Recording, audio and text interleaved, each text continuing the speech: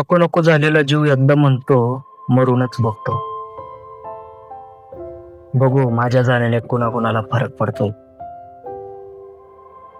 पोटचं पोरग गमावल्याचं दुःख आई बापावर आभाळ कोसळल्यासारखं कोसळेल, हे मी स्टॅम्प पेपरवर लिहून देऊ शकतो.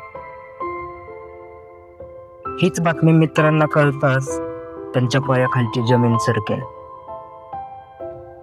आईचा हंबरडा समाजात आक्रोशाचे वादळ घेऊन येईल.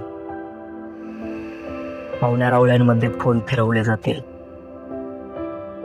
कोणी अनोळखी पण पहिल्याच भेटीत माझ्या स्वभावाच्या प्रेमात पडलेला व्यक्ती कोणाला तरी माझा फोटो स्टेटस ठेवण्यासाठी मागेल. चार चौघात ज्येष्ठांच्या गर्दीत चांगला होता या शब्दाला सोन्याचा भाव मिळेल. आधारस्तंभ म्हणून स्टेटस ठेवणारी भावंड भिंतीच्या आधाराने आडोशाला उभे असते. मला पाहताच तिच्या चेहऱ्यावर उमटणारा हसू मात्र कोमेजून गेलेल्या फुलासारखं, पाकळी गळून पडल्यासारखं गळून पडेल. तिने माझ्यासोबत पाहिलेल्या स्वप्नांचा पाचोळा माझ्या चितेत येऊन माझ्यात विलीन होऊन जाईल.